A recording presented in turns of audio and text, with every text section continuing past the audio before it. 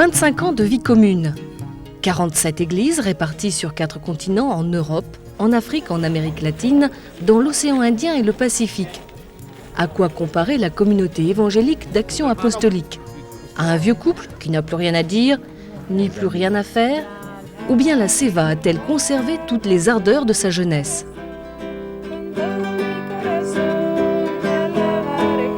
25 ans de vie commune.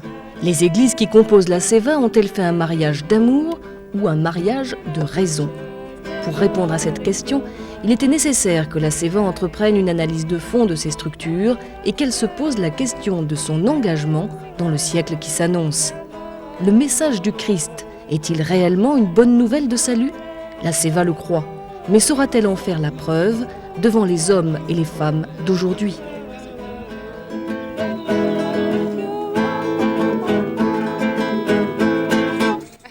L'enjeu est de taille. C'est pourquoi la Seva a voulu associer à la réflexion de ses délégués habituels une représentante des mouvements de femmes et un représentant des mouvements de jeunesse pour chaque église membre. 160 personnes se sont donc retrouvées au mois de juin 1996, pendant 10 jours, à Torre Pellice dans les Alpes italiennes. Pour plusieurs d'entre eux, il s'agissait du premier contact direct avec la Seva. Je suis Christiane Agboton Johnson. Oui. Je viens de l'église protestante du Sénégal. Alors, je vais chercher votre... Je m'appelle Pierre-Alain Chervet. Je viens de l'église évangélique réformée du canton de Fribourg. Oui, alors, je vais vous donner votre dossier. Voilà. Merci beaucoup. Au niveau des femmes du Sénégal, on ne connaît pas tellement la Seva. Et je pense que c'était important pour moi de venir ici, de rencontrer aussi bien les femmes, les jeunes et les hommes, et de pouvoir maintenant, une fois que je rentrerai chez moi, rendre compte, dire bon, la Seva, c'est pas simplement un organisme sur le papier, c'est pas simplement un organisme qui donne des bourses ou qui envoie des pasteurs, mais c'est un organisme qui a un certain état d'esprit et qui peut permettre de vivre la mission d'une manière différente de ce qu'on a peut-être toujours pensé. Qu'est-ce qu'il faut dire aujourd'hui? Quelles paroles rassurantes, quelles paroles mobilisatrices pour notre peuple aujourd'hui? Et vous savez, nous sommes dans un monde en pleine mutation, des transformations rapides. Et l'Église, pour dire l'Évangile aujourd'hui, comment s'y prendre, peut-être nous risquons d'être quelque peu déçus parce que nous avons placé la barre très très haute, mais je pense que l'enjeu en valait la peine.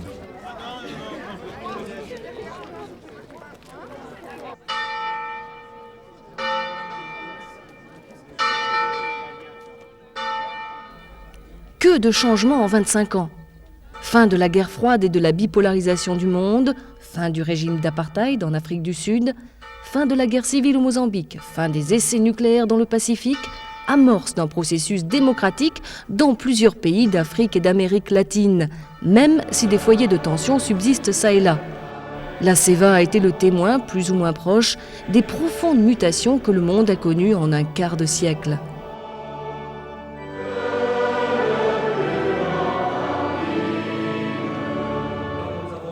Aujourd'hui, ces signes sont présents dans l'esprit de tous les délégués réunis à Torre Pellice.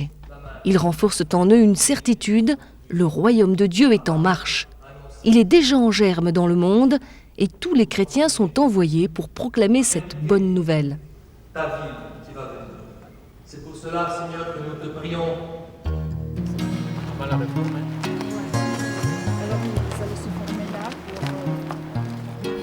Les assises ont permis aux délégués de faire plus ample connaissance avec l'Église vaudoise d'Italie, une église de tout temps persécutée qui ne connaît la liberté que depuis les années 45. Ultra minoritaires en Italie, les Vaudois font preuve d'une solidité et d'un engagement qui force l'admiration. Leur devise, Lux lucet in tenebris, la lumière brille dans les ténèbres. La Seva devrait redevenir un tissu de mouvements qui ont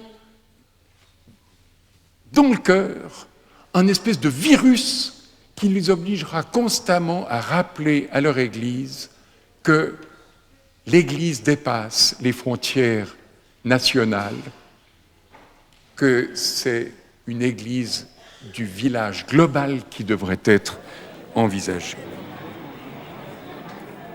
Je pense que ces assises vont être difficiles. La théologie féministe a maintenant droit de parole, et je pense qu'elle va se faire entendre. Et ça, c'est embêtant pour les hommes, n'est-ce pas ? La même chose pour des théologies de la libération qui sont ennuyeuses pour les Européens, n'est-ce pas ? Parce qu'elles mettent en question un discours qu'on a sacralisé et qu'on ne discute plus. Il va y avoir une certaine remise en question de ces théologies officielles, mais qui me semble absolument nécessaire si on a envie de construire une communauté.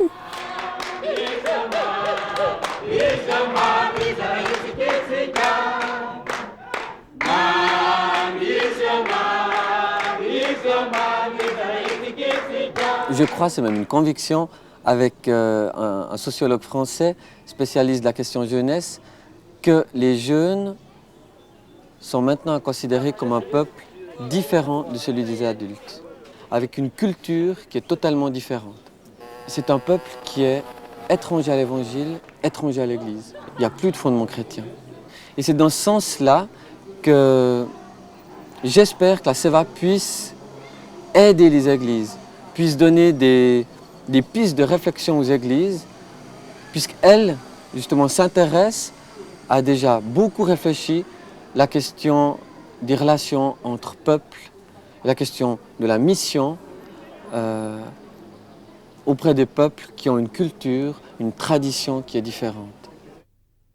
Il y a deux défis principaux pour nos églises. Le premier est d'ordre religieux ou culturel, si on pourrait dire. Nous vivons dans une société où les personnes comprennent leur relation à Dieu d'abord et essentiellement à un niveau personnel et individuel. On ne peut pas être chrétien tout seul, selon le Nouveau Testament, et c'est pourtant ce que les Suisses pensent pouvoir être. Et ça, je trouve que c'est un grand défi pour nous. Nous vivons maintenant également en Suisse une crise économique assez forte, avec de plus en plus de personnes exclues ou rejetées de la société. Et dans un pays où on a mis le travail au plus haut des vertus, n'est-ce pas, pour être quelqu'un, pour être quelqu'un qui a une identité, il y a beaucoup de personnes qui tombent dans le désarroi total. Et face à cette situation, nos églises qui vivent elles-mêmes une crise économique manquent de paroles prophétiques. Nous devons retrouver, je dirais, l'élément contestataire de l'Évangile par rapport à la société de marché telle qu'elle fonctionne maintenant.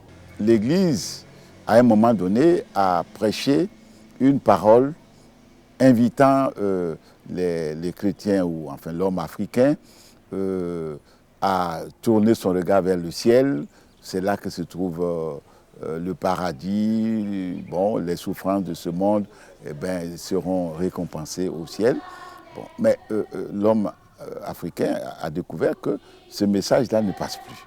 Il lui faut un message qui tourne son regard vers ce monde pour dire que Dieu nous appelle d'abord à vivre ici. Donc, tous les slogans de droits de l'homme, de la justice, de la paix, de la promotion de la femme, etc., l'Église doit s'y impliquer. Notre mission ne vient pas d'ailleurs. Elle se formule à partir des réalités auxquelles on est confronté. La bombe atomique à Tahiti, les problèmes normalement des droits du peuple indigène en Nouvelle-Calédonie, mais aussi d'autres défis autour de nous par rapport à l'exclusion, par rapport à la prise de parole, qui fait que cet évangile nous libère d'abord là où on est. Parce que nous l'avons accepté et nous voulons que cet évangile fasse partie de notre vie. C'est notre affaire.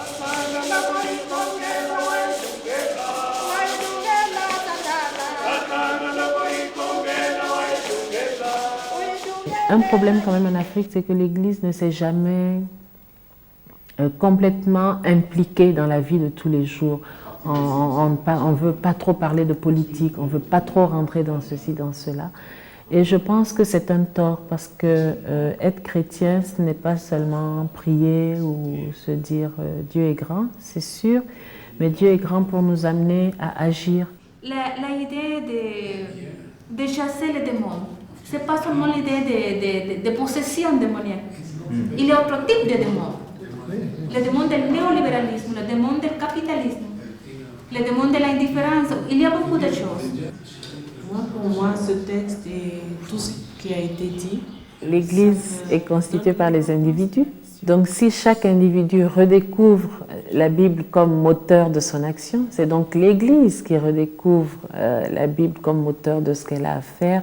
Et je pense qu'effectivement, ça aiderait peut-être les églises à se sentir beaucoup plus partie prenante de la vie de tous les jours et à se rendre compte qu'en fait, la Bible, c'est un livre qui décrit la vie d'homme au jour le jour, dans des actes les plus communs possibles, comme dans des actes les plus extraordinaires aussi. Allez! Nous sommes dans une communauté formée de plusieurs nationalités, des gens venant de différentes cultures et vivant différentes réalités. Et par conséquent, nous avons besoin de nous interpeller mutuellement et de nous enrichir. Et c'est seulement à travers la lecture communautaire de cet évangile-là que nous pouvons nous enrichir. Et donc l'animation vise à ce que les gens de différentes cultures, de différentes réalités se mettent ensemble pour dire, voilà, moi, dans ma culture, voilà ce que Dieu me dit. Rendre la parole aux non-spécialistes au sein de la CEVA passe par une plus grande reconnaissance du travail accompli de façon spécifique par les femmes dans toutes les églises.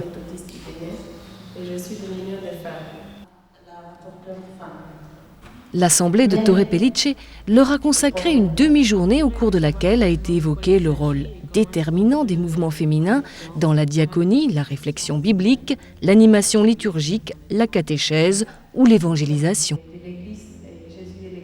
Nous luttons pour être à tous les niveaux de des structures de prise de décision, aussi bien dans l'Église que dans la société. Le gros problème des femmes, c'est le problème économique.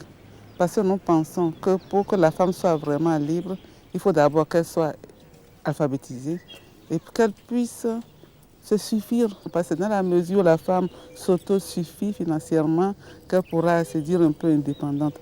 Ensuite, c'est dans la mesure où elle saura lire, si ce n'est que tout au moins en sa langue maternelle, qu'elle sera indépendante. C'est nos deux chevaux de bataille.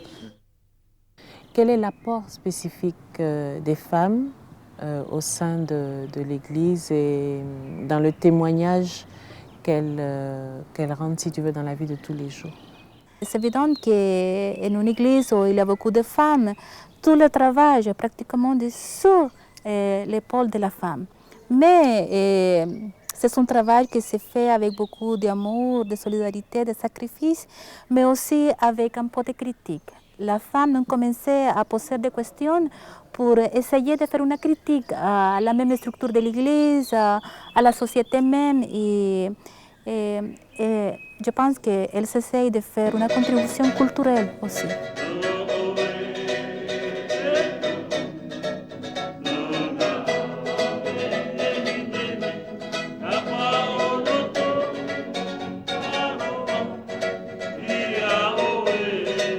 Création d'une communauté d'églises qui, toutes ensemble, font la mission dans le sens global, dans le sens planétaire du terme. Cette intuition qui est à l'origine de la CEVA est tout à fait actuelle et même anticipatrice par rapport à l'avenir. Ce qu'on met ensemble et qui va fonder notre vivre ensemble, si ça reste qu'au niveau des choses qu'on amène, même des choses symboliques, ça ne va pas loin. Et peut-être nous sommes en train de proposer, nous sommes en train de passer à une autre période où on va mettre l'accent sur les fondements du vivre ensemble et non sur les résultats du vivre ensemble. Communion dit d'abord une précédence, quelque chose qui concerne l'autre et qui me concerne, mais parce que ça nous précède. Et ce que nous ferons ensemble, ce que nous vivrons ensemble, ce que nous partagerons, renvoie à cette précédence. Alors que partenariat, c'est on se fixe un projet, on y travaille avec un objectif précis, avec une stratégie ou des procédures convenues, et on veut atteindre des résultats qui peuvent être profitables et pour l'autre et pour moi. Mais c'est en fonction d'abord de ce qu'on veut atteindre. C'est en vue de. Alors que communion, c'est parce que. On aime à dire dans cette communauté que c'est une famille. Et je crois qu'effectivement, il est important qu'elle garde des dimensions humaines, bien que réparties dans l'ensemble du monde, pour que, au fond, chacun sache ce que fait l'autre, parce que sinon, nous entrons dans ce que un homme politique célèbre appelait les grands machins internationaux, et c'est regrettable, je pense, pour le partage de l'Évangile dans la vérité et avec une certaine profondeur. Si une session d'animation théologique ne marche pas, ça n'a, je n'ai plus de dire, aucune importance. Cette dimension communautaire, Christiane et Pierre-Alain ont été surpris de constater que la CEVA veillait à la mettre en application dans des domaines très concrets. Échange de personnes, partage financier, communion dans la prière, toutes les églises se mobilisent à la mesure de leurs ressources. Fini le temps où les braves missionnaires blancs partaient évangéliser de lointaines contrées sauvages.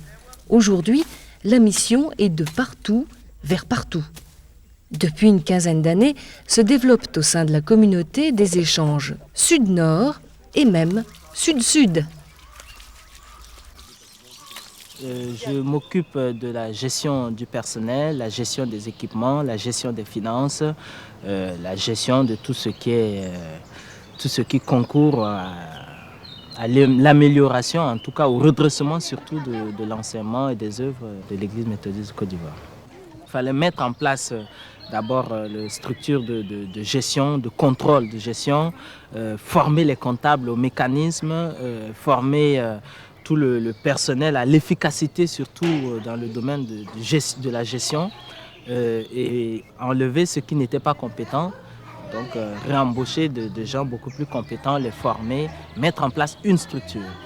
L'Église qui a demandé un envoyé français est surprise de voir un Africain débarquer, en fait. Donc quand ils voient l'Africain débarquer, ils se disent mais c'est qui? Je crois qu'ils ont attendu d'abord pour voir ce que valait cet Africain. Et après 4 ans, je pense que l'Église était très contente et elle m'a demandé de prolonger encore mon contrat. Il y a des jeunes qui sont là. Donc, La CEVA a été créée en 1971, en pleine période à la fois d'utopie de la croissance et puis une période, j'allais dire, qui a suivi les indépendances politiques des pays d'Afrique. Ça voulait dire qu'il y a une insistance sur l'autonomie de l'Église, mais aussi un peu un modèle calqué sur le modèle de la coopération. Ce qui partait devait permettre un rattrapage, un développement des structures au service desquelles ils allaient se mettre. Aujourd'hui, la crise mondiale, la crise économique, la crise sociale, la crise politique de la majorité des pays au sein desquels se trouvent les églises de la CEVA, font qu'il faut remettre en cause ce modèle-là et peut-être retrouver ce qui est de l'ordre non pas d'une coopération mais d'une communion, ce qui est de l'ordre d'un partage. Et je crois qu'aujourd'hui, que ce soit dans le nord, que ce soit dans le sud, il y a un défi énorme en ce qui concerne la possibilité de vivre dans l'Église et dans les pays des relations qui soient des relations interculturelles. On doit prendre acte aujourd'hui que nos sociétés, quelles qu'elles soient, ne sont plus basées sur une seule culture, mais sont des lieux d'enrichissement interculturel. Au cours de ces assises, Christiane s'est intéressée au budget de la CEVA. Elle aurait bien voulu découvrir une petite ligne pour financer le foyer pour les femmes en difficulté qu'elle souhaite mettre en place à Dakar. Mais elle a pris conscience qu'il lui fallait d'abord faire la preuve de l'utilité de son projet dans le témoignage de la communauté. La CEVA a des moyens bien modestes, c'est souvent leur pauvreté que les églises mettent en commun. Je pense que c'est ce qui est intéressant peut-être dans l'expérience de la CEVA, où on essaie de mettre tout en commun. Parce que l'argent n'est pas tout, les ressources humaines non plus ce n'est pas tout, mais c'est en se mettant ensemble qu'on peut réaliser quelque chose. Les jeunes, ils sont quand même dans la crainte de leur avenir. Ils ont assumé des problèmes que la génération précédente n'a pas dû assumer. Alors moi, il me semble qu'ils ont déjà tellement à gérer au niveau de leurs problèmes, au niveau de la crise qu'on est en train de traverser, que la question de s'occuper de ce qui se passe outre-mer, c'est quelque chose qui leur semble très très lointain, quoi. Il y a une mission, certes, mais cette mission, elle se trouve là, chez nous. Alors moi, je pense que c'est un défi pour l'Église de permettre aux jeunes de découvrir un autre sens de la communauté. Un sens de la communauté où on n'est pas simplement côte à côte, mais où il y a un dialogue qui s'installe, un dialogue horizontal entre eux et un dialogue vertical avec Dieu.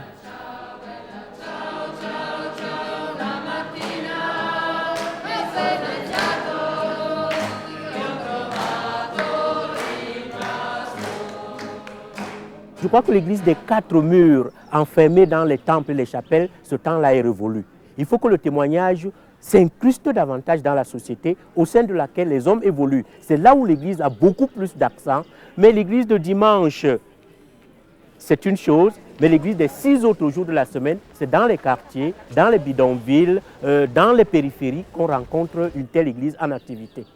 Je pense par exemple aux œuvres chargées de la délinquance ou des handicapés ou de la promotion de l'emploi ou des œuvres qui travaillent beaucoup plus dans l'informel.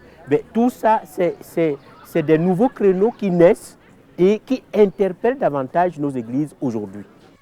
Nous n'avons pas reçu ou bien fabriqué des recettes, mais nous avons reçu toutes ces orientations et propositions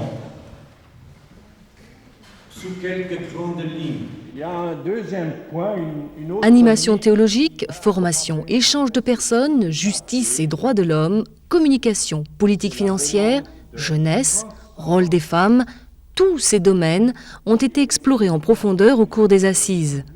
Les résolutions adoptées ne sont peut-être pas aussi révolutionnaires que certains le souhaitaient, mais elles représentent toutefois pour le Conseil un sérieux plan de travail qu'il va falloir mettre en application. Il y a l'animation théologique qui est une réalité qui a qui a réussi parce qu'elle est un peu partout. Alors ça, nous continuons. Il y a tout un effort que je dirais de transparence et nous souhaitons que la communauté, les relations intercommunautaires, les relations à l'intérieur de chaque église soient toujours plus transparentes, autrement dit qu'on ôte les masques, pour le dire d'une autre manière. Un autre aspect est au fond tout ce qui concerne les relations sud-sud. Il y a un rééquilibrage de la communauté qui est nécessaire et plusieurs propositions vont dans le sens de dire que les églises du Sud manifestent leur solidarité entre elles, qu'il se crée un certain nombre de choses dans le Sud maintenant pour que la communauté vive mieux dans ses différentes parties. Un autre point qui nous paraît important, c'est la démocratisation. Et ça, c'est probablement une des conséquences de l'animation théologique qui consiste à rendre la parole au peuple, à permettre au peuple de se redresser et d'assumer pleinement son avenir. Autrement dit, de refuser toute espèce de résignation. Et ça, je crois qu'on se veut une communauté d'espérance et non pas une communauté de résignation. Le dernier point, c'est l'évangélisation. Communauté évangélique d'action apostolique. C'est vrai que le partage de l'évangile reste une de nos priorités. Il y a un nouvel élan à retrouver dans ce domaine-là aussi.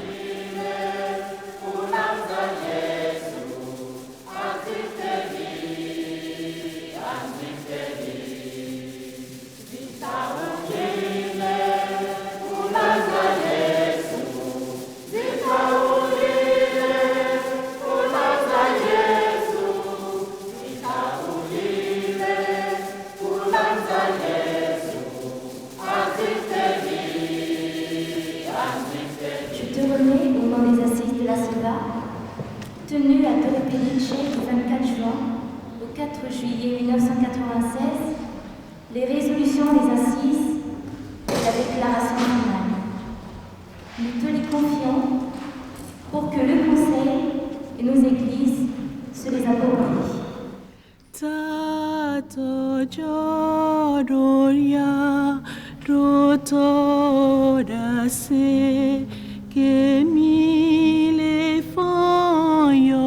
Le message principal que je vais apporter à l'Église, c'est l'adaptation ou bien l'éclairage de la culture par l'évangile à travers l'animation théologique qui est tellement fondamentale, étant donné qu'aujourd'hui, comme on le dit, l'Africain est toujours indocile à la foi chrétienne, parce que la foi chrétienne était arrivée dans le même bateau que la colonisation. Maintenant, avec l'animation théologique, nous essaierons de valoriser les aspects de la culture qui nous permettront de comprendre mieux l'évangile aujourd'hui. Et cet aspect doit être soutenu par l'aspect fondamental de la justice et des droits de la personne humaine.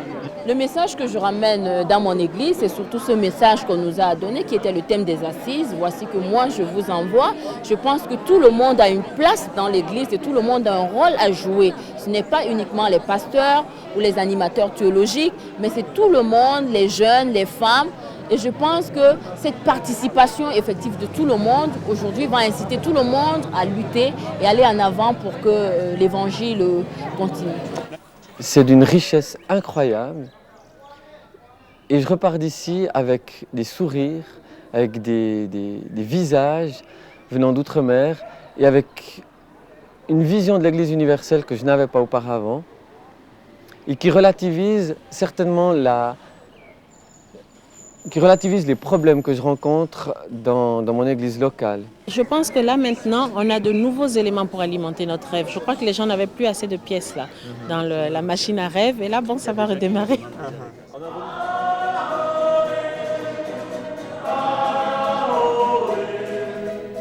Après 25 ans de vie commune, la Seva s'est retrouvée, comme des époux se retrouvent, en surmontant l'inertie de l'habitude pour reprendre un nouveau souffle. Les participants aux assises ont ressenti à quel point des liens très profonds se sont tissés entre les églises en 25 ans. Leur mariage est bien un mariage d'amour. Si ce projet un peu utopique au départ est parvenu à s'inscrire dans la durée et dans une fidélité qui se renouvelle à l'aube du prochain siècle, n'est-ce pas déjà un signe de la grâce de Dieu ?